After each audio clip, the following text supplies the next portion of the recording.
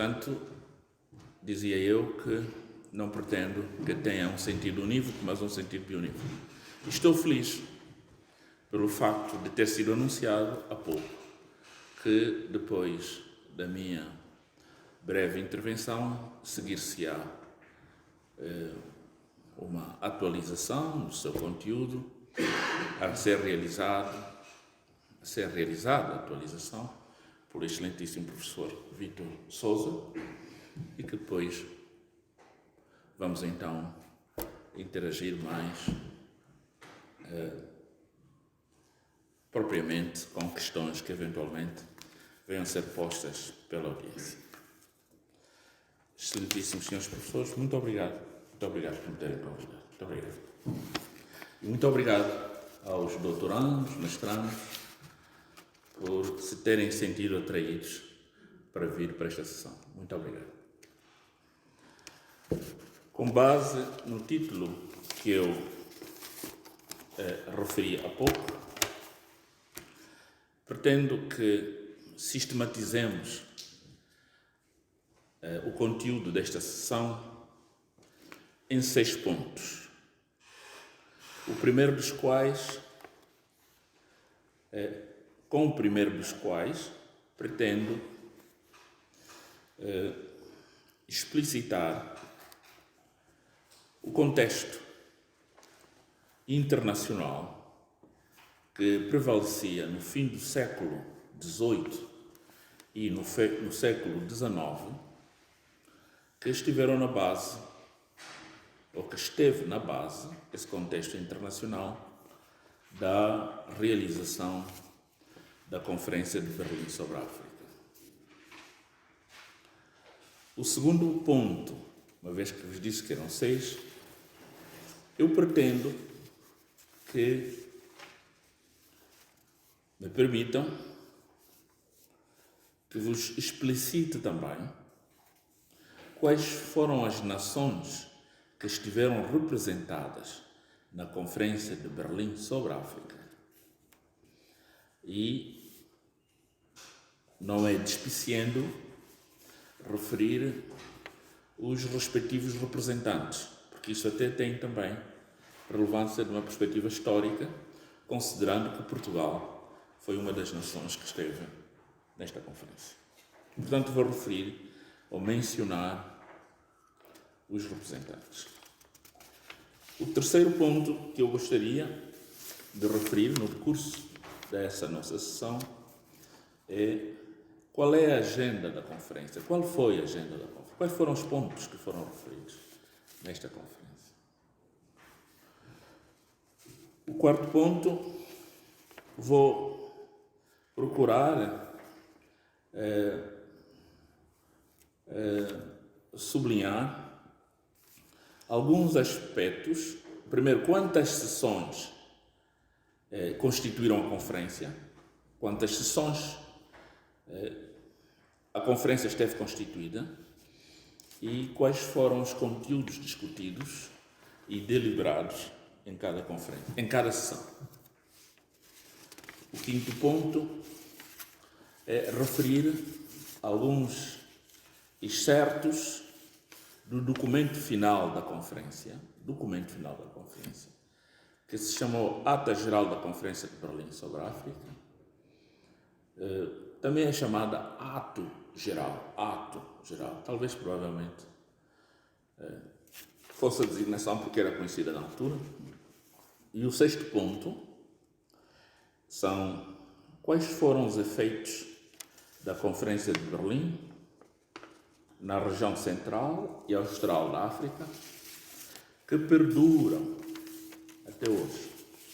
Alguns provavelmente já tenham sido ultrapassados, mas isso teve consequências, inclusivamente até na organização dos movimentos políticos que reclamaram a independência das nações europeias já na segunda metade do século XX. E, em particular, em Angola, que é a nação a qual pertenço, de onde venho e de cuja experiência, por virtude da investigação de quase um quarto século, ou um pouco mais de quarto século, e feita em parte no país onde se realizou a Conferência de Berlim sobre a África. Portanto, dizia eu, vou procurar traduzir-vos essa experiência. Começando por desobrigar-me do primeiro ponto, dir-vos-ia, com a vossa permissão, que a Conferência de Berlim sobre a África foi uma iniciativa de concertação diplomática das nações europeias, euroasiáticas e americana, cujo objetivo consistiu, para as nações europeias, em criar condições em África de extensão das suas soberanias, por via da constituição, naturalmente, de possessões ultramarinas. Também outro objetivo consistiu em promover a sedentarização da sua população. Depois, a liberalização na implantação de confissões religiosas. Algumas delas tinham uma presença monopolista em alguns desses territórios. E a substituição das culturas nativas pelas europeias, no quadro do processo que se convencionou nessa época chamar-se de civilização ou promoção da civilização. No fundo era um processo de aculturação. E finalmente, o outro objetivo era a potenciação in situ, quer dizer, local, de possibilidades económicas exclusivas ou partilhadas, que naturalmente dessem sustentação ao próprio esforço de povoamento e mais outros objetivos. Quero referir a Vossas Excelências, estimados colegas, e à audiência. Isto de facto não fazia parte do meu conjunto. Obrigado, podemos continuar, não? Portanto, as negociações multilaterais que conduziram ou que consubstanciaram, não conduziram, que consubstanciaram esta conferência, tinham-se revelado necessárias as negociações, em virtude de vários fatores. Nesse aspecto, quero me referir naturalmente ao contexto internacional na altura. Esses fatores resumi-os como sendo, primeiro, porque nas décadas anteriores ao século XIX, nas décadas anteriores do século XIX, portanto, do século XIX, o paradigma da economia mundial, que estava baseado no tráfico de escravizados, tinha estado a ser progressivamente desencorajado por via de acontecimentos com reflexos internacionais, dos quais, portanto, esses fatores que levaram ao desencorajamento do tráfico negreiro, assim dito, compulso os seguintes: o facto da República do Haiti haver conquistado a sua independência da França em 1804. Então, e tornou-se como o primeiro país da diáspora de escravizados. O Haiti é uma república de negros que descendem dos escravizados para aquela região. Tanto que é assim que hoje o Haiti, que está na América Central, é um país que faz parte da União Africana. Parece ser um paradoxo, mas tem origem histórica esse aspecto. Depois, para além desse aspecto que ocorreu em 1804, no fim das guerras napoleônicas na Europa, foi necessário haver uma concertação europeia para a reforma das fronteiras dos Estados europeus, contrariando naturalmente as conquistas napoleônicas naquela altura. E este acontecimento ficou chamado como Congresso de Viena, que se realizou de 1814 a 1815. E no decurso desse congresso foi deliberada a abolição da escravatura e o respectivo tráfico.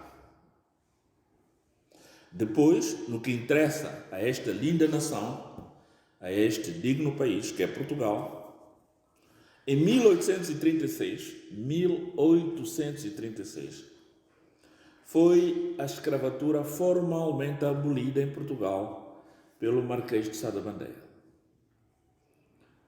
Na realidade, foi formalmente, porque não foi efetivamente, porque fazia parte, isto foi no tempo da Rainha Dona Maria II, se não me engano, porque fazia parte do próprio decreto que a escravatura seria abolida no termo das 2 décadas subsequentes a 1836. E também porque o Brasil se tinha tornado independente em 1822, o Brasil, aquela nação, em 1822.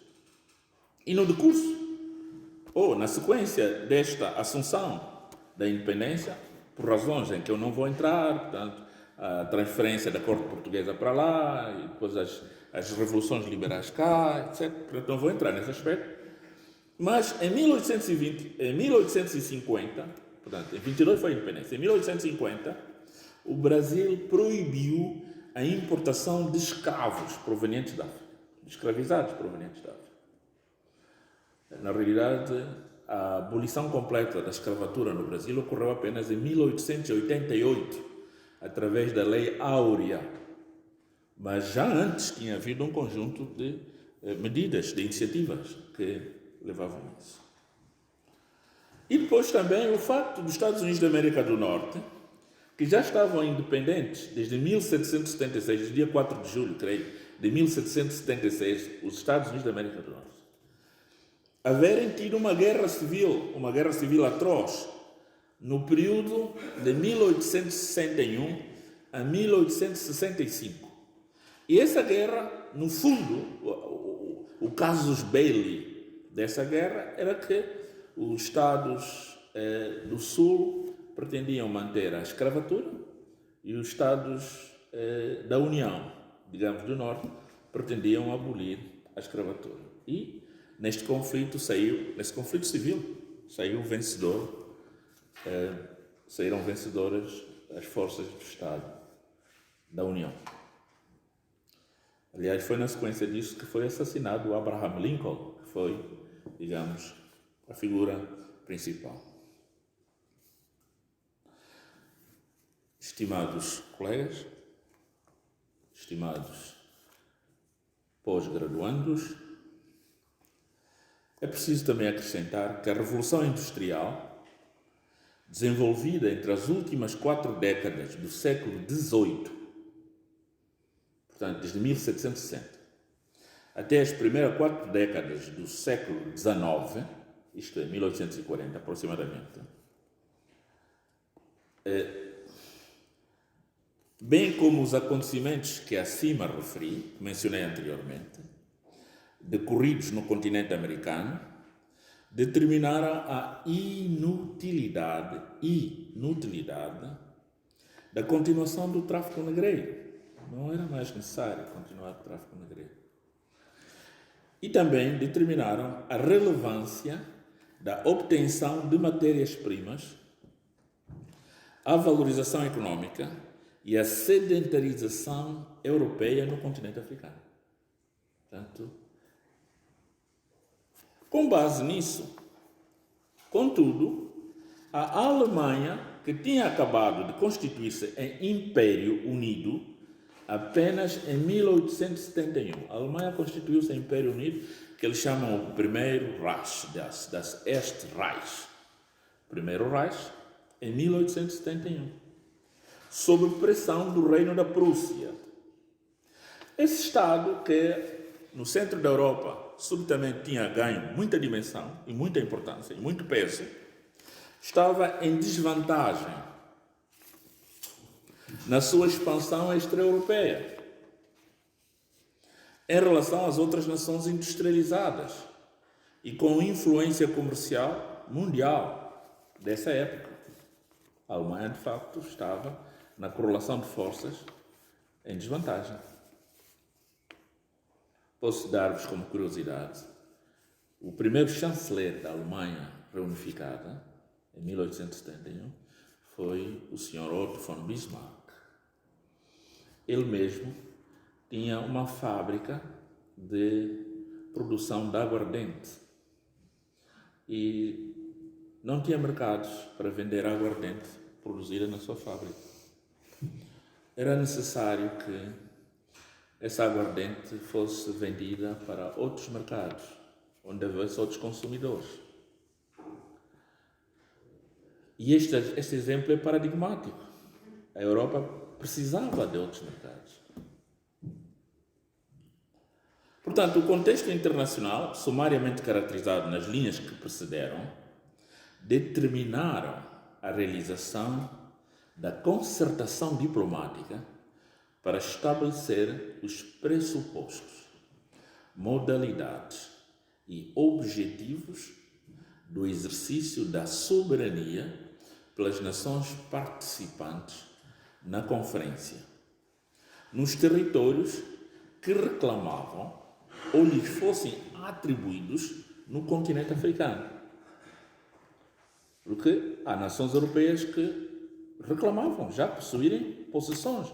Uma dessas nações é Portugal, evidentemente, cuja presença em África, embora mais nas feitorias costeiras ou litorais, já vinha desde séculos anteriores. Mas isso não era reconhecido pelo direito internacional público, porque não tinha havido uma concertação que permitisse isso antes. Quero enfatizar que nesta conferência não houve a participação de representantes africanos. Não houve. Foi uma conferência na qual participaram apenas as nações que estiveram nesta conferência. E isto é um tanto quanto, talvez, apenas compreensível na perspectiva da época, porque já havia nações africanas que já tinham reconhecimento, uma reputação internacional, dentre as quais vou citar apenas duas. A primeira é a Etiópia. A Etiópia já era uma nação como tal, era um Estado, com a adoção, ou absorção, ou admissão, digamos, no contexto internacional que se conhecia naquela altura. E posteriormente, ou concomitantemente, não vamos dizer de ilha, mas é provavelmente um arquipélago, o arquipélago Malgache, que hoje é o estado do Madagascar, que também já fazia parte. Não houve participação neo-africana. Não houve. Isto determinou que os povos africanos não estavam representados. Portanto, as realidades do continente africano não foram tomadas em consideração. Não foram tomadas em consideração. Isto vai ter consequências na realidade atual da África, como mais adiante vou procurar explicitar de forma sumária. Mas então quais foram as nações da Europa, da Eurásia e outras que participaram nesta conferência? E quem são as pessoas que participaram, representaram as diferentes nações? Em primeiro lugar, a nação que mais queria posicionar-se no contexto da correlação das forças, que é a Alemanha. Eu disse antes que a Alemanha tinha se tornado uma nação unida, organicamente unida, sob o Primeiro Império, em 1871. Quer dizer, até a realização dessa conferência tinham decorrido no máximo 13 anos. Foi em 1884 ou 1885. O imperador foi o imperador Guilherme I, que tinha sido também rei da Prússia e continuava a ser. E o primeiro chanceler era o Sr. Otto von Bismarck, que que é uma figura muito conhecida na história da Europa. E também, já agora, na história da África, por inerência desse aspecto que eu disse. Minhas senhoras e meus senhores, a Alemanha esteve representada por Sua Alteza o Príncipe Otto von Bismarck, conforme eu já disse, e pelo Conde de von Hatzfeld, que era secretário de Estado do Ministério dos Negócios Estrangeiros. E também pelo Sr. Busch, que também estava no Ministério dos Negócios Estrangeiros, e pelo Sr. von Kuzerov, provavelmente fosse da Prússia, porque esta terminação do nome é mais típica dos russos, dos eslavos, e, portanto não é muito frequente nos germânicos. Mas isto é para fazer recordar que a Prússia ia até Kaliningrado, que hoje é um enclave da Rússia, próximo da Letônia. Portanto, é um enclave que lá existe. Isto é o resultado da Segunda Guerra Mundial, como é do vosso conhecimento. O segundo país era a Áustria e a Hungria. A Áustria e a Hungria estavam representados pelo seu embaixador em Berlim. Aliás, todas as outras entidades que eu vou referir eram embaixadores das nações representadas na conferência em Berlim. Portanto, não houve a saída de ministros, talvez com exceção da Bélgica, que saíram do seu país para ficarem em Berlim para discutir. Não foram os embaixadores que estavam plenipotenciários. Portanto, a Áustria e a Hungria, a Bélgica, que na realidade as pessoas que lá estavam a representar mais o rei Leopoldo II, depois a Dinamarca, a Espanha, não vou referir agora as pessoas que estavam presentes para não alongar isso. A Espanha é o quinto país. Em sexto lugar, os Estados Unidos da América do Norte. Portanto, verifiquem que não foi uma conferência apenas que agrupou Estados europeus. Por isso é que eu citei anteriormente o americano. Mas o Brasil não participou. Estranhamente, o Brasil não participou. Ora, é interessante isso, porque o Brasil tinha tido uma influência muito grande em Angola. Quanto mais não seja, porque o próprio Brasil foi uma possessão portuguesa. E houve um período em que, Portugal tinha que, distribuir o esforço no Atlântico entre Portugal, Angola e o Brasil. Portanto, os navios saíam de Portugal para Angola, de Angola para o Brasil, do Brasil para Portugal outra vez. Era um grande esforço para uma nação tão pequena que dispunha talvez, no século XV, para todos os efeitos, não mais do que 1 milhão de habitantes. Não tinha isso. Portanto, dizia eu que o Brasil não participou, mas os Estados Unidos da América do Norte participaram. E é interessante dizer que quem participou do lado dos Estados Unidos da América do Norte é o senhor que se chamava John Casson. Portanto, John Casson. E depois participou também a França. Não podia deixar de ser. Depois a Grã-Bretanha. Não podia deixar de ser. Interessante, o representante da Grã-Bretanha era o Sir Edward Mallet. Depois a Itália. O Conde de Launay, cujas intervenções estão acolhidas nessa publicação que referiu. E é interessante de ler a erudição dos discursos que foram feitos nessa conferência, de qualquer um. É de deixar a boca aberta da sabedoria que já andava na cabeça daquelas pessoas. Não sei se estivessem lá africanos, se a sabedoria não seria maior. Dos quais, dos africanos, eles são um exemplo desnaturado, evidentemente. Obrigado. Foi propositado para que não dormissem. O número 10, portanto, o 10º país eram os Países Baixos. O 11º é Portugal. E os representantes de Portugal foram o Sr. Marquês de Penafiel. O Marquês de Penafiel era o embaixador de Portugal em Berlim, na Alemanha. E depois o conselheiro da embaixada, que se chamava o Sr. Serpa Pimentel. Provavelmente, sim, Serpa Pimentel.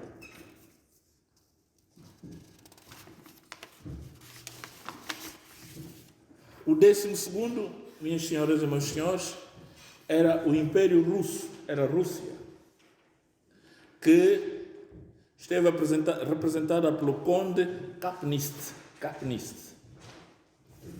Vejam que esses acontecimentos são anteriores à eclosão da Revolução de Outubro de 1918 e anteriores à eclosão da Primeira Guerra Mundial, 1914-1918. E depois a Suécia, o 13º país é a Suécia. Naquela altura o Estado era o mesmo, a Suécia e a Noruega. E por fim, o 14º Estado representado era o Império Otomano. E é interessante, porque o Império Otomano era a única nação não cristã que estava representada nesta conferência. E realmente isso trouxe até algumas dificuldades depois na formulação da ata final. Quando se escreveu que os Estados europeus que tinham possessões em África deviam permitir a construção de igrejas pelas diferentes confissões religiosas. O representante do Império Otomano, que é o senhor Said Pacha, ele disse: isso está mal escrito, porque nós não usamos igreja, nós usamos mesquitas. Então tiveram que mudar a redação de igreja para templos religiosos, que era uma formulação um pouco mais generalizante. E ficaram horas e horas a discutir se ficava igreja ou mesquitas, ou igrejas e mesquitas, até que depois chegaram à conclusão: vamos pôr templos religiosos. Bom, está bem, isso já é um bocadinho. Porque houve ainda quem pensasse religiosos e culturais. Oh, caramba, isso é muito mais complicado.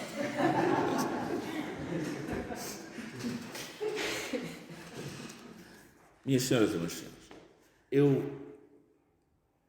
dei-vos a lista dos países participantes para dizer-vos que quase todos os países da Europa estavam representados, com exceção da Suíça.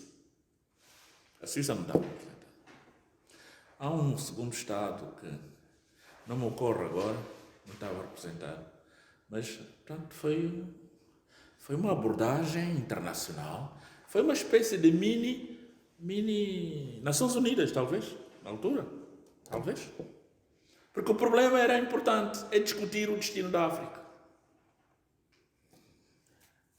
E a conferência, minhas senhoras e meus senhores, excelentíssimos colegas, teve como agenda de trabalhos apenas 3 pontos. 3 pontos. O primeiro ponto foi apreciar e acordar as modalidades da liberdade do comércio na bacia e nos domínios da foz do Rio Congo. Este é o primeiro ponto.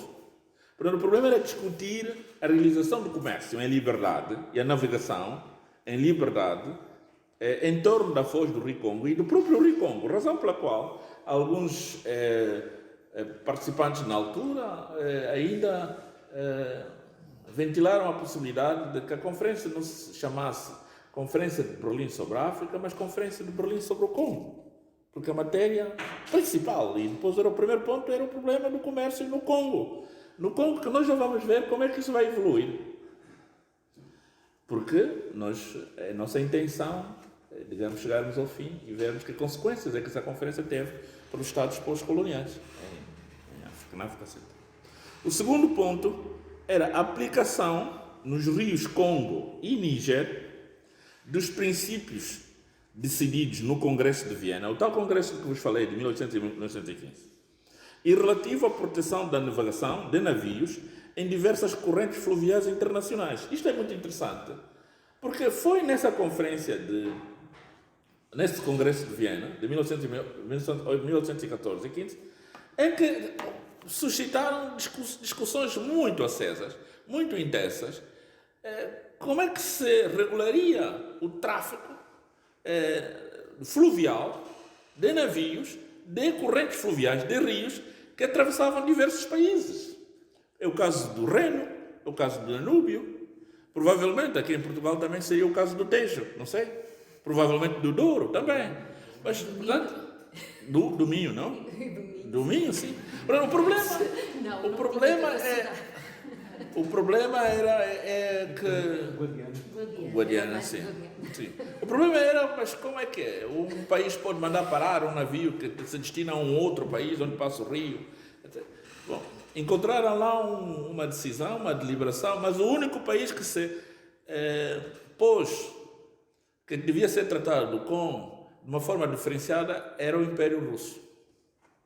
Porque o Império Russo tem muitos rios, muitos navegáveis, como é o rio Volga, como é o rio de Dnieper. O rio de Dnieper é o tal rio agora que está, creio que começa na Bielorrússia, passa por Ucrânia e vai terminar ali no Mar Negro, naquela península que é objeto de confusão desde há alguns anos, na Crimeia.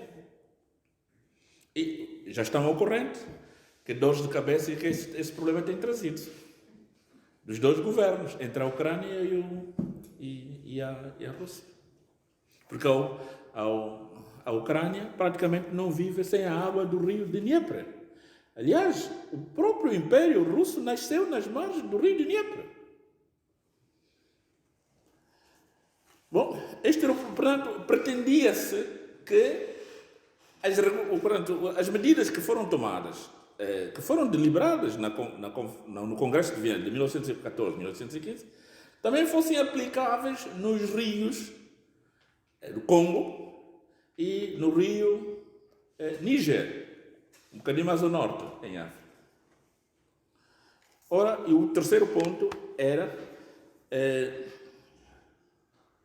quais são os critérios que deviam ser observados? O terceiro ponto, quais são os critérios que deviam ser observados para que novas possessões de nações europeias fossem reconhecidas internacionalmente como pertencentes às nações europeias que as reclamavam?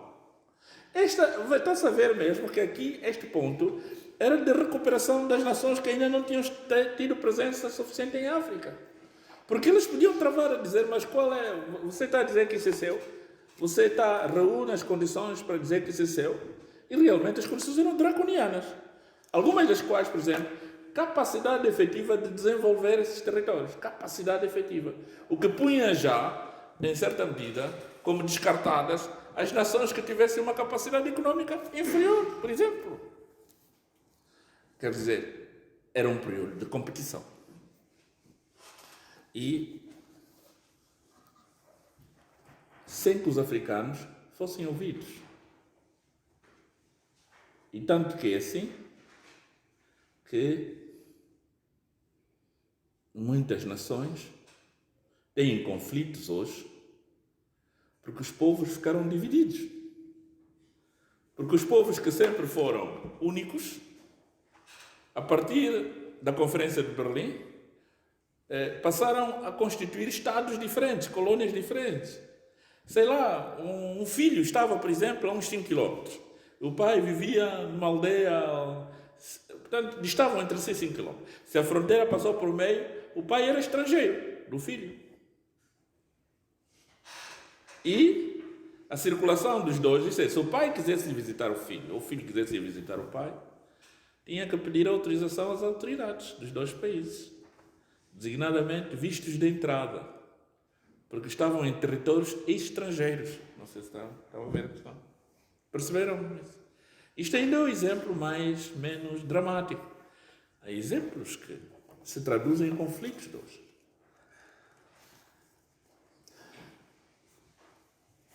Ilustres colegas, professoras desta alma mater, estimados pós-graduandos, do ponto de vista de conteúdo da conferência, a conferência esteve dividida em sessões plenárias e sessões de grupos de trabalho. As sessões plenárias foram 10. A primeira realizou-se no dia 15 de novembro de 1884. Vejam que estamos próximos dessa data. Quer dizer que vamos ter conteúdo, se quiserem, para celebrarem ou recordarem no dia 15 deste mês. Estamos justamente no mês. Essa sessão realizou-se das 14 horas às 15h30, em Berlim, naturalmente. Se naquela hora já existia esta delimitação, como é que é esta parte, este tempo que é diferente aqui na Europa? Quer dizer que aqui em Portugal eram 13 horas e lá em Berlim eram 14 horas, há uma hora de diferença. Não sei quando é que começou a vigorar essa diferença do tempo, não sei. Ora, o conteúdo dessa sessão foi a sessão de abertura, a eleição do presidente da conferência, a apresentação do programa e a apresentação do anteprojeto da declaração final, que já tinha sido objeto de negociação entre um grupo de trabalho de embaixadores que lá tinham estado mandatados pelos seus respectivos países. A segunda sessão realizou-se no dia 19 de novembro. E só se tem a data do início, não se tem a hora do início, não tem a hora do fim, do término dessa sessão. E nessa segunda sessão, minhas senhoras e meus senhores, é que o representante de Portugal, na pessoa do Conde de Penafiel, do Marquês de Penafiel, fez a declaração política em nome da Corte Portuguesa. É um documento interessante de se ler, muito interessante. Consta da publicação nossa, assim como outros discursos que foram apresentados. Consta. A fonte da qual obtive essa documentação é no Museu do Ultramar, que se localiza na cidade de Bremen, no norte da Alemanha, próximo do Mar Báltico, e que publicou em 1984, no centenário da realização desta conferência, uma publicação relativa a essa conferência. Portanto, está em alemão, naturalmente, embora a língua oficial naquela altura era o francês. Então não se falava português, falava-se francês. É interessante o discurso do Marquês de Penafiel, muito interessante, pela sua erudição e pela sua, como ele recorreu a aspectos históricos. Aspectos históricos em que ele dizia que Portugal estava presente nas costas da África, nas costas atlânticas da África Meridional, desde o século XV. E o embaixador inglês disse ao colega, Marquês de Penafiel, o colega está a falar de aspectos atuais ou está a falar de aspectos arqueológicos? Nós aqui não estamos a falar de arqueologia, estamos a falar de presença atual, agora. Portanto, o que conta é agora, está presente ou não está presente? Não é arqueologia, isso não está em discussão agora. Estimados colegas, um outro ponto muito importante da terceira sessão foi a definição da bacia geográfica do Congo. Definição da bacia geográfica do Congo. Quer dizer, o que é que se entendia por bacia geográfica do rio Congo naquela altura? É interessante isso, porque a bacia geográfica não consistia apenas no curso do rio majestoso, o rio Congo. Para a vossa informação, é o segundo rio com maior caudal no mundo. O primeiro é o rio Amazonas. O segundo é o rio Congo, na África. Consta do Quinto Canto dos Lusíadas, escrito por Luís Vaz de Camões, como é que você conhece. E é interessante isso, porque a bacia geográfica do rio Congo, que aliás agora foi outra vez, essa expressão, essa questão foi outra vez levantada, por causa da floresta tropical, que é o segundo maior pulmão do planeta, tirando a floresta do Amazonas, agora é a floresta do rio Congo, por inerência da bacia hidrográfica do rio Congo, cujos prejuízos da ação humana, portanto, isso tem implicações no clima do planeta. Mas naquela altura, essa bacia geográfica foi definida como no leste, através da região dos Grandes Lagos, onde está hoje o Ruanda, o Burundi, etc, etc. Ao norte, ia até ao Tchad, ia até a República Centro-Africana, ia até ao Gabão. Ao sul, Isto é interessante. E até próximo de Luanda. Para os presentes que estão... Luanda, que é a capital de Angola. Para os presentes que aqui estão, quero vos dizer com muita precisão que o limite sul da bacia geográfica do Rio Congo era o Rio Loge. O Rio Loge fica justamente na localidade do Ambris. Localidade do Ambris, que foi absorvida na colônia de Angola apenas em 1856 pelo capitão de mar e guerra, como os oficiais da marinha, como se chama, exato, era o senhor Batista de Andrade, capitão, o homem da armada, e que teve um papel muito importante na evolução ulterior da absorção do Congo na colônia de Angola. E depois se tornou governador. Governador-geral de Angola. Portanto, esta questão vai ter outras consequências. A quarta sessão realizou-se já no dia 1 de 12, ainda de 84. Foi apresentado um projeto de declaração sobre a liberdade de comércio. A quinta sessão foi no dia 18 de dezembro de 1884, das 14h30 às 17h30, 3 horas de negociações, imaginem. Foram apresentados, os embaixadores também, quando em vez têm que trabalhar, não é assim? Por isso é que nós abominamos essa carreira diplomática, de certeza. Portanto, nessa sessão do penúltimo dia do ano, da penúltima sessão do ano de 1884, houve a apresentação de projetos de declaração sobre liberdade religiosa, promoção da investigação científica e assuntos conexos em África. Quer dizer, que isso fosse garantido, que os cientistas e os religiosos não fossem molestados, pelo simples facto de ele ser belga e estar, talvez, num território abrangido por essa bacia geográfica, que pertencesse a Portugal.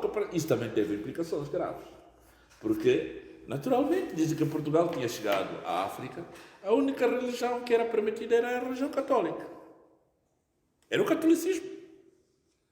Ora, a entrada das confissões religiosas evangélicas, isto trouxe complicações.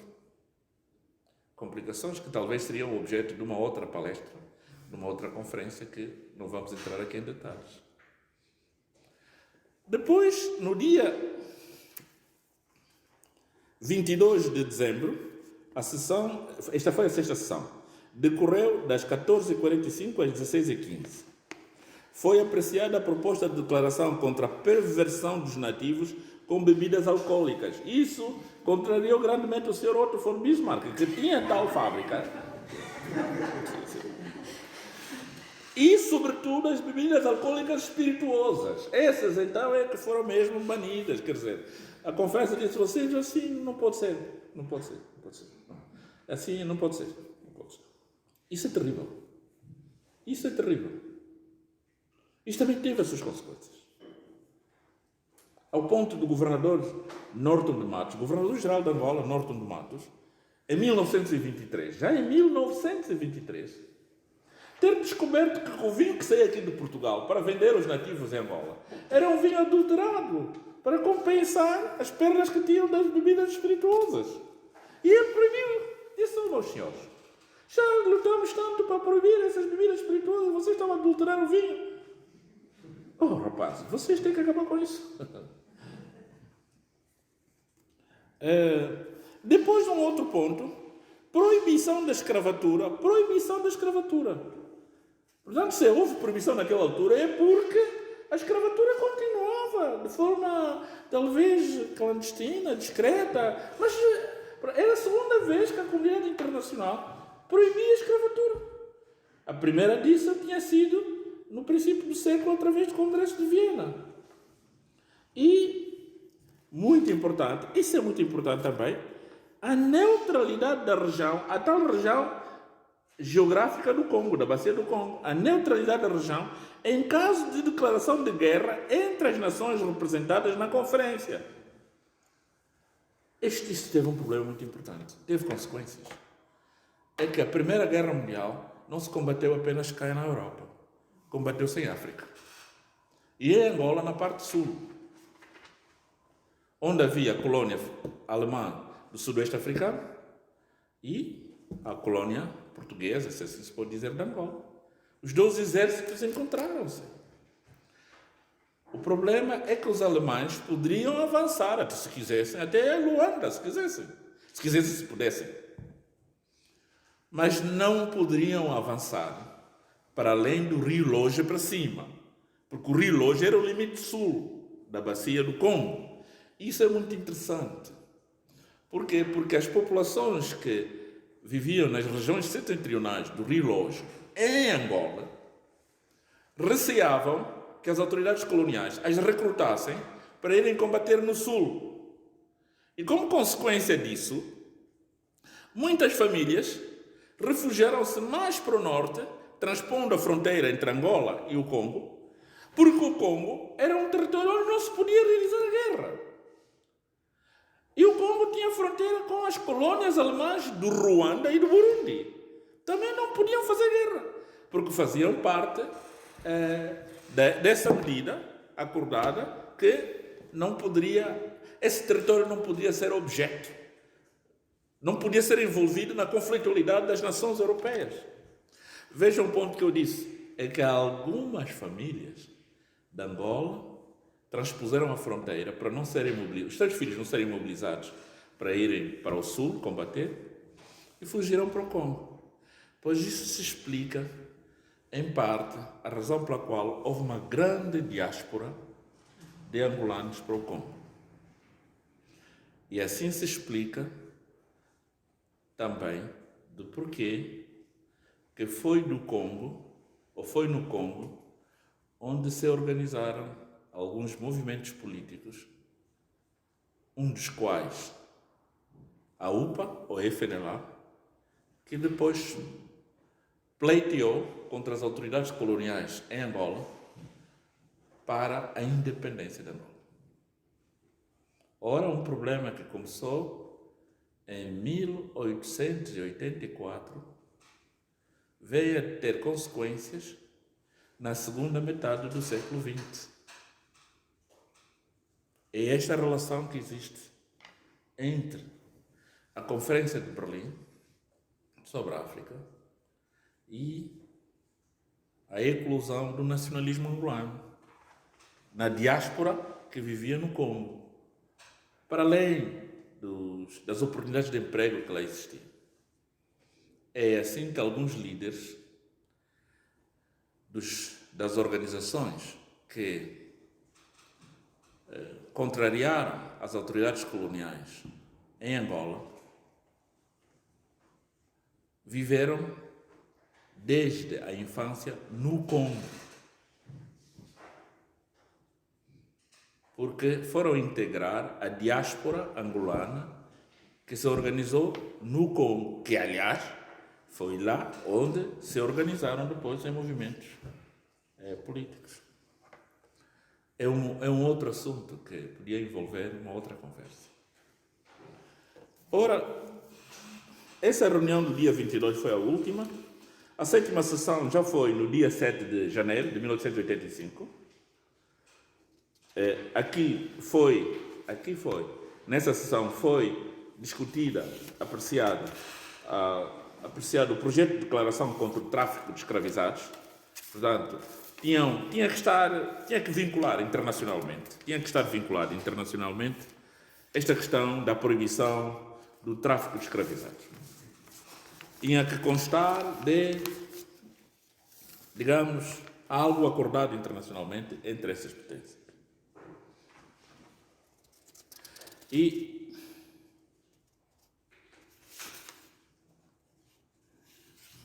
por esta razão, não houve outra possibilidade do que incluir, de facto, esta questão no quadro da agenda da Conferência de Berlim. A 8ª sessão, eu estou a referir isso porque eu quero criar-vos o suspense, porque virão outra vez acontecimentos ainda de, digamos, magnitude relevante do ponto de vista da história dessa região. A 8ª sessão foi feita a declaração, aprovada a declaração sobre a reclamação de posse de novos territórios, aquilo que constava na agenda de trabalhos anterior que eu disse. Nessa altura, o senhor John A. Caston, que eu vos falei, que era o representante dos americanos, disse: bom, meus senhores, nós estamos a trabalhar, a intervir num continente que não é o americano, nem o europeu, nós temos que fazer constar que esses territórios pertencem aos nativos e não pertencem a nós. Pura e simplesmente o presidente da mesa, que era o Sr. Conde von Hatzfeld, o tal alemão depois disse, meus senhores, essa questão não está na agenda de trabalhos, portanto, os senhores se quiserem discutir isso, discutam num outro sítio, aqui não. Mas isso ficou para a história. Ficou para a história que é evidente que os próprios americanos tinham sido colônia. E é natural que o representante deles tivesse essa sensibilidade. Eles mesmos tinham tido uma independência, digamos, anos antes, assim como referi antes. E ele, pura e simplesmente, teve um voto vencido, porque os outros todos na reunião, nem sequer os russos, não lhe ajudaram a comentar, a suportar este ponto de vista. Então isto ficou um fait divers. Até a segunda metade do século XX, que as coisas vão agravar-se, conforme nós sabemos.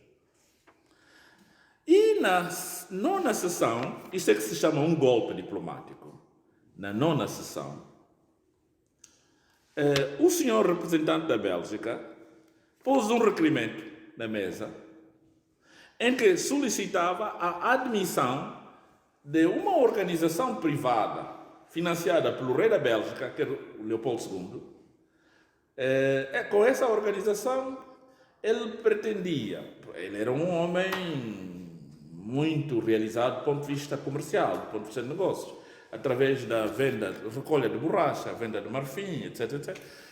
Então, ele tinha constituído a chamada Associação Internacional do Congo, em que ele reuniu vários geógrafos, vários especialistas, para conhecer o interior da África, a partir dessa região do Congo. O Sr. Stanley, em nome dele, tinha feito a exploração do Rio Congo, o Sr. John Morgan Stanley, o Sr. David Livingstone, que não tinha estado ao serviço dele, mas ao serviço dos americanos, creio, David Livingstone. Portanto, ele reforçou, potenciou este movimento, introduzindo mais especialistas para conhecerem, digamos, toda essa região. E ele chamou a isso, como eram cientistas ou especialistas provenientes de vários países, ele chamou isso a uma associação internacional do Congo. Mas então, o representante dele, nessa reunião, ele pôs o requerimento que esta associação fosse convertida esse território fosse convertido em território belga. E, surpreendentemente, os americanos, que estavam contra os franceses, que estavam nas proximidades, através do Congo-Brazzaville, através do Tchad, isto é, chamada a África Francesa Equatorial, cuja capital era Brazzaville, o Otto von Bismarck queria parar os franceses. E provavelmente também queria parar os portugueses, que estavam a sul. Então, ele deu instruções para que a conferência tratasse de ver esse requerimento dos representantes do rei belga. E, surpreendentemente, este requerimento foi aceito. Este requerimento foi tomado como legítimo. Há aí discursos interessantes que podem ler na obra, os que tiverem ocasião de ler a obra. E mais, o senhor americano argumentou da seguinte forma: bom, como o nosso objetivo é manter a liberdade do comércio e da navegação sobre o Rio Congo nesta região, então é necessário que esse território não fique dependente de um Estado, mas fique dependente de todo, dependente não é bem assim, esteja acessível de todos nós que aqui estamos presentes. Por essa razão, então, se chamou Estado Livre do Congo. Estado Livre do Congo. É assim que se passou a chamar este território. E ele argumentou, esse território, para não causar conflitos entre nós, tem que ser o mais vasto possível. Para que ninguém venha reclamar que aquele território é meu, aquele território é meu. Não, não, não. Isso tem que ficar o mais vasto possível. Minhas senhoras e meus senhores, é por essa razão que a República Democrática do Congo, que descendeu do Estado Livre do Congo, ficou esse gigante Estado, que acima dele, em África, creio que só está a Argélia e creio o Sudão. É o terceiro maior Estado da África. E está entre os primeiros 15 Estados, provavelmente, no mundo, em termos de extensão, por inerência dessa situação. Ora, é evidente que isso tinha que trazer problemas de gestão agora, na perspectiva de Estado pós-colonial.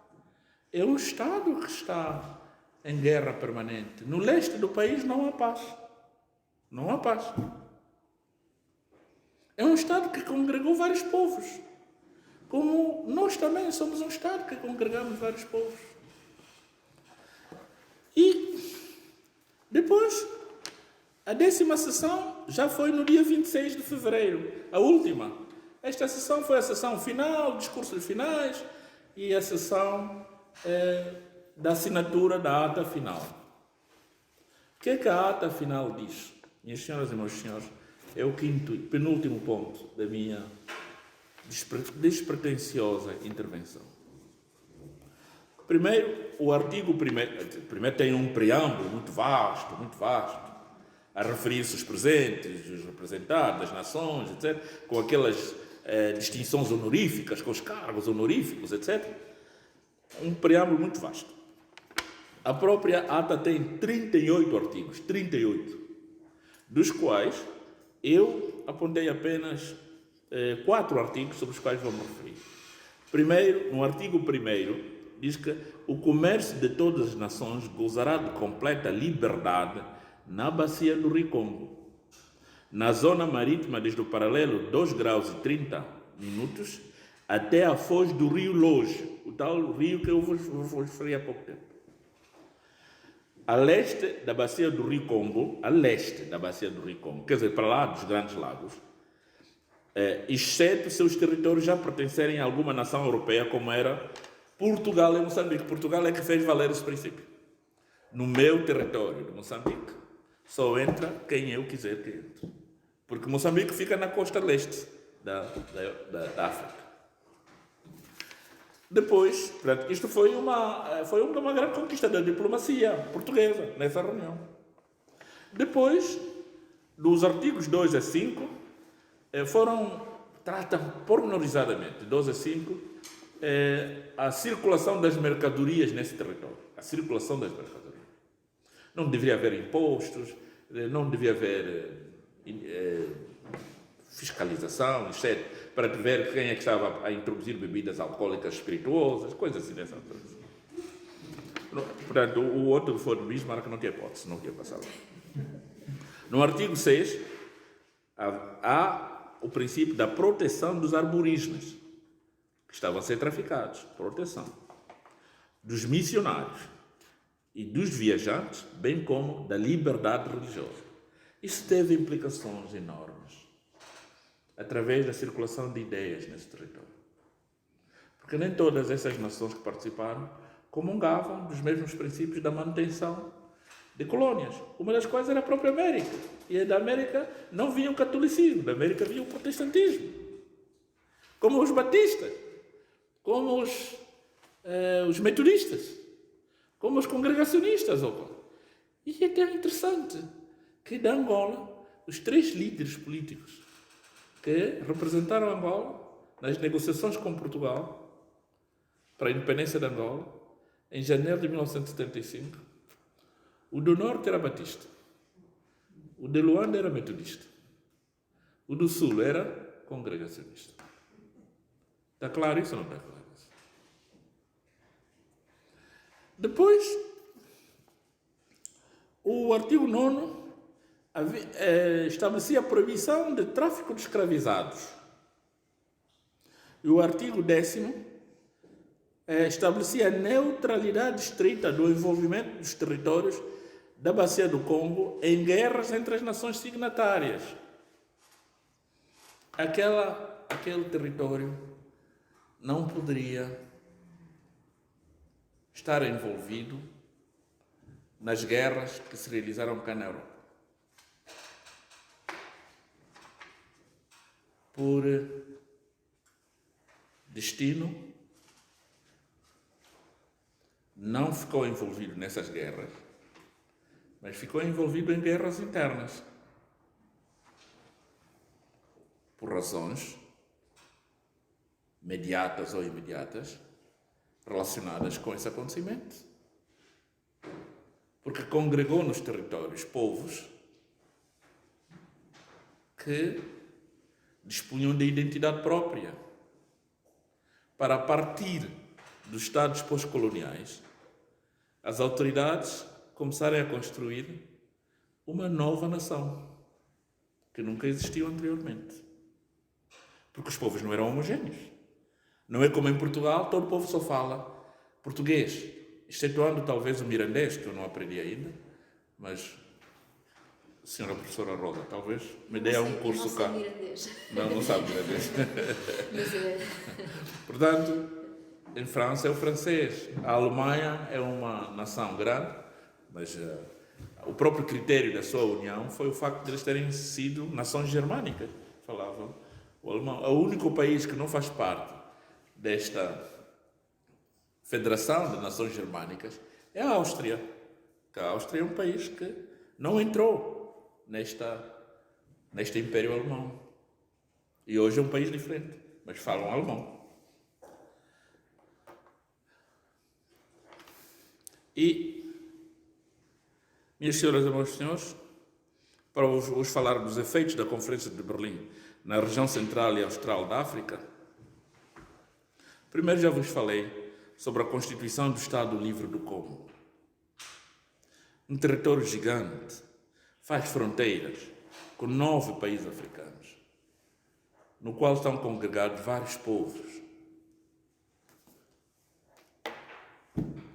Tirando o Congo, há outras nações.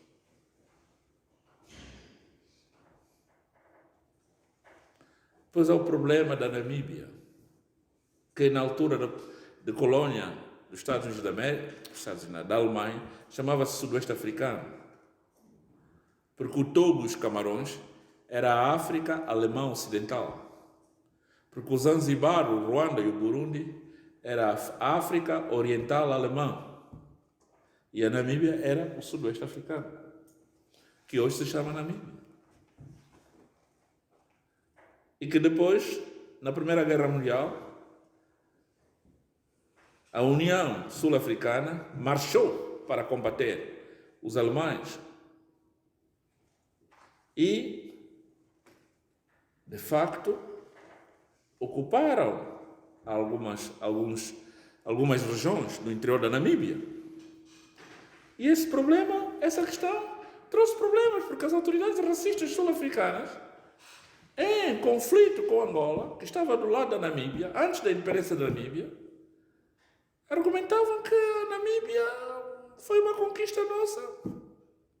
Depois, por inerência de nós termos derrotado os alemães dentro da Namíbia, na Primeira Guerra Mundial, quando a Sociedade das Nações tinha atribuído a administração da Namíbia à África do Sul por inerência do mandato. Mas ali é que é o ponto. Provavelmente tivesse podido atribuir o mandato da Namíbia a Portugal, porque a fronteira sul da Angola é comum com a fronteira norte da Namíbia. Isto são problemas que decorrem nesse período. Ou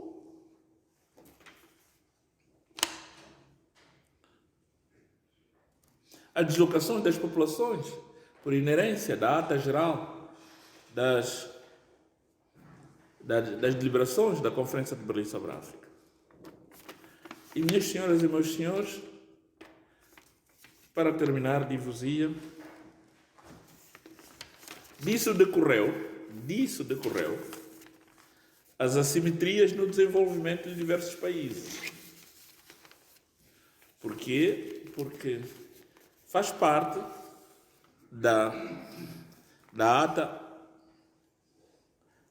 sobre a qual vos fui dando nota, que encerrou a Conferência de Berlim sobre a África, a suspensão de despesas tributárias das atividades econômicas nessa região da bacia geográfica do Congo,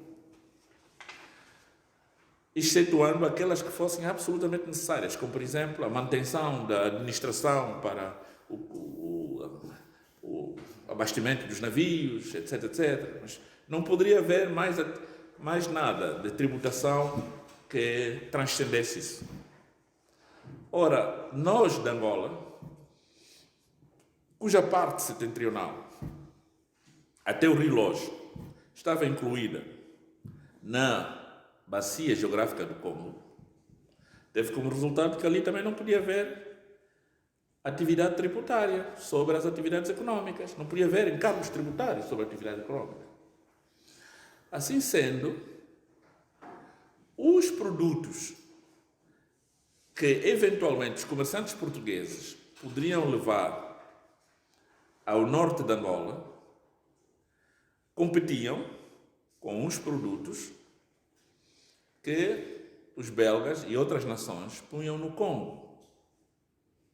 Como consequência disso, as autoridades portuguesas não poderiam impedir essas transações comerciais, elevando a ação tributária no território que lhes pertencia. Como consequência disso,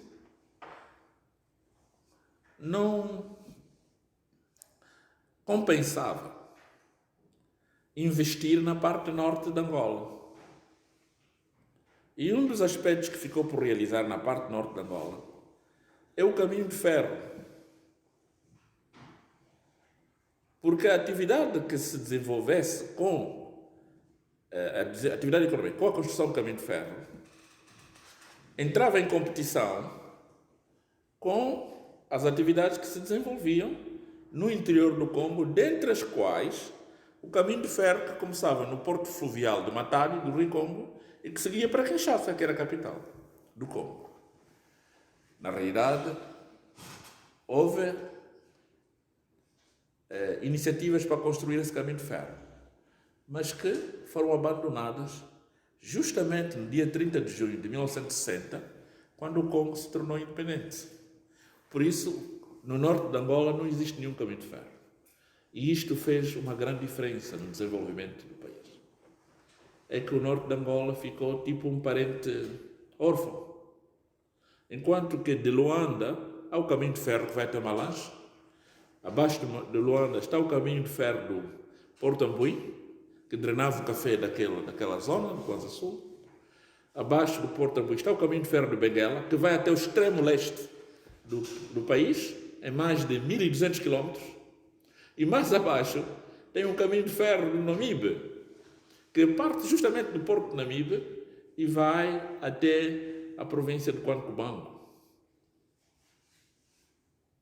que é Menong. E de Luanda para cima não existe nenhum caminho de ferro. Por esta razão,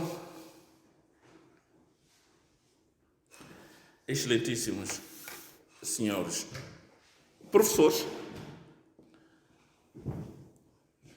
há questões que são decididas, que foram decididas fora da África e sobre a África, sem a participação do africano,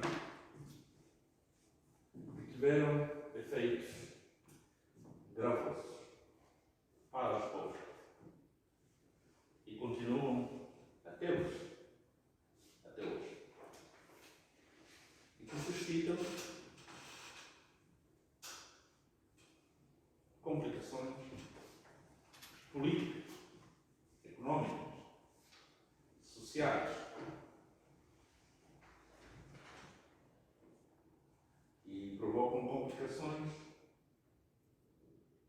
de circulação das pessoas. Porque povos que outrora foram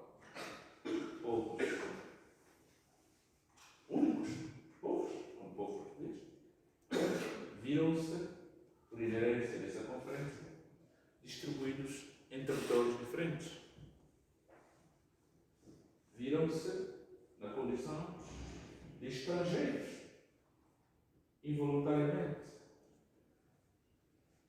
sem que o desejassem, sem que a opinião deles fosse solicitada.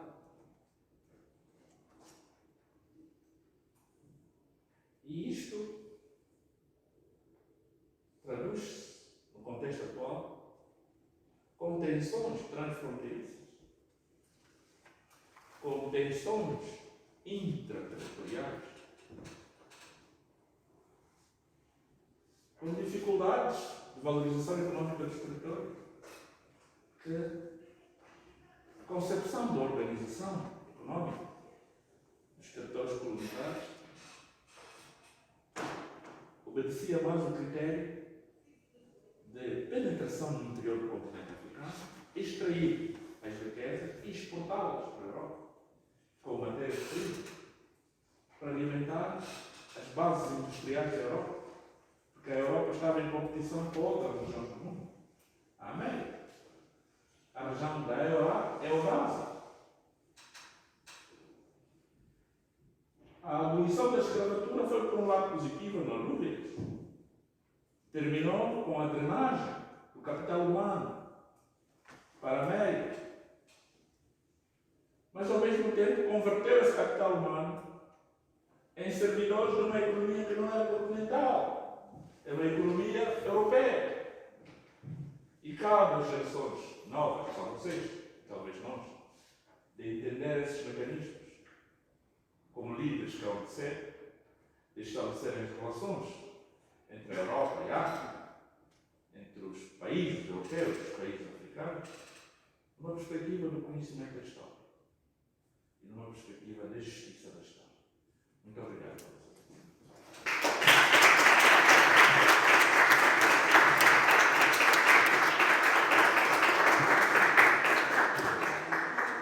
Muito obrigada, professor Carlos Mariano, pela excelente conferência e pela oportunidade que nos deu de, através das suas palavras, mergulhar em primeira mão em alguns dos excertos da sua obra.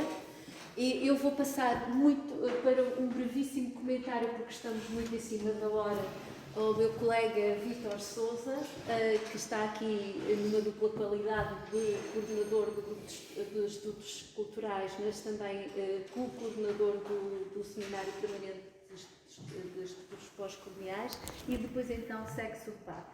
Muito obrigada, Vítor, também pela presença. Obrigado, professor. Gostei muito, pessoalmente, da sua intervenção.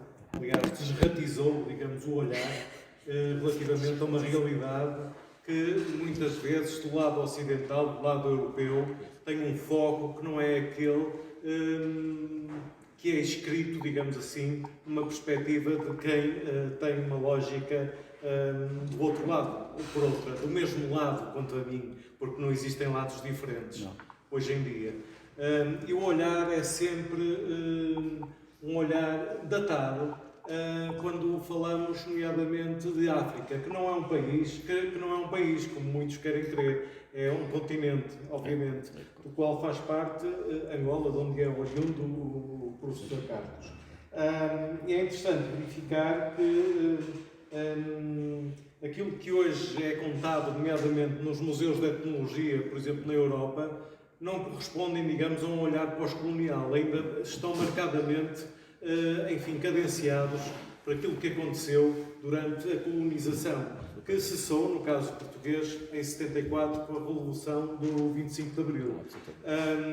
Portanto, a partir daí, tenta-se, redimensionar toda esta Desculpa, história. não se importam, pois não? Não se importam, pois não? Dizia eu que tenta-se redimensionar toda esta história, digamos, fazendo, um sublinhado de que isto não aconteceu agora. Portanto, não existe, digamos, essa lógica do François Hartog, que é o presentismo. Não obstante, muitas vezes se tente, do lado ocidental, nomeadamente, utilizar, digamos, a lógica da memória prótese, que outro historiador, tentou, definir relativamente a essas matérias. E desta conjugação entre presentismo e memória prótese vai avançando a realidade. O que é importante sublinhar aqui é o ponto de vista do olhar do professor Carlos, que não é um olhar ocidental. E o que nós precisamos é de olhares descentrados, nomeadamente da Europa, portanto, porque aquilo que nós temos mesmo em muitas publicações, embora a realidade esteja a mudar, obviamente, é ainda um olhar eurocentrado, portanto, com uma matriz, digamos, voltada para uma lógica do olhar ocidental relativamente àquelas que foram colónias, e no caso português, mais tarde províncias. E é interessante verificar porque é que, basta pensar nisso, porque é que na Conferência de Berlim não estavam países africanos. Porque eram todos colonizados por aqueles países que estavam presentes, nomeadamente Portugal. E o professor falou aqui, portanto, dos resquícios da Primeira Guerra Mundial, nomeadamente dos territórios, ex-territórios portugueses. Eu falo do caso, por exemplo, de Moçambique, de Maputo. O único monumento colonial que está de pé, não foi deslocalizado, digamos assim, para o Forte Maputo, por exemplo, para ser contextualizado e observado de outra maneira, é, digamos, hoje subdenominado a Senhora da Cobra, que é um monumento de homenagem aos africanos, no caso moçambicanos, que participaram nas lutas portuguesas da Primeira Guerra Mundial. Portanto, e foi reapropriada a narrativa desse monumento, não como evocação da Primeira Guerra Mundial, a participação dos moçambicanos exatamente nessa luta, mas sim a Senhora da Cobra, que tem uma lenda, portanto, que é contada lá. Portanto, fica mesmo no largo em frente à Estação dos Caminhos de Ferro de Maputo. E é interessante verificar isto, porque cada vez mais nós precisamos deste olhar claro, deste olhar, portanto, arejado relativamente àquilo que é uma realidade que é construída, toda a realidade é construída, obviamente, mas ela, por isso é que a realidade e a sociedade não é reificada, porque a todo momento ela evolui. Isto é a prova provada de que não há carimbos, não há destino histórico no facto de Portugal ir colonizar territórios. Uma expressão de Borges Coelho, que foi atualizada mais tarde, ainda já no ano 2000, pelo Miguel Real, que falou em vocação histórica de Portugal. Sim. Mas que vocação? Sim. Portanto, vocação, e podem ver, vocação e destino, é a etimologia que vai dar, digamos, cruza com o mesmo objetivo, é, digamos, uma maquilhagem, digamos assim. Nós, estou a falar na generalidade, não é o meu caso, porque sou crítico relativamente a essa matéria, nós tentamos, enfim, avançar. E o discurso político aqui é muito importante, mas, enfim, continua a ajudar à missa, como se costuma dizer, daquilo que se fazia antes. Não dá passos em frente, pelo contrário, é anquilosado e pouco arejado relativamente a estas matérias. Não obstante, se promove a CPLP, o encontro de países que têm um histórico comum, e a própria lusofonia. Eu defendo a lusofonia, mas sou crítico da lusofonia, obviamente, porque a lusofonia não é só falar português, obviamente. E o facto de estarem todos os países juntos numa entidade onde podem fazer avançar políticas comuns, quer dizer que não estão a defender só pelos seus interesses, mas por um interesse coletivo, que é a coisa mais difícil, como sabemos, de negociar. Quando mete embaixadores, então, como disse o professor, o constrangimento é maior. Por isso, professor, muito obrigado. Foi um gosto, gostei muito da sua comunicação. Portanto, e tão claro como a água é olhar para esta lógica da Conferência de Berlim e tentar perceber hoje, exatamente hoje, quais os seus impactos e porque é que as coisas são assim. Isto não começou agora. Isto tem um histórico. Até esse histórico que nós, das ciências sociais e humanas, temos que esmiuçar, que é para dar passos em frente.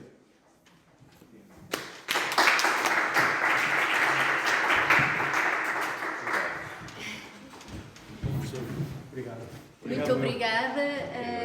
Eu vou abre-se então o período de debate. Sei que estamos muitíssimo, que temos pouquíssimo tempo para o debate, mas isto foi apenas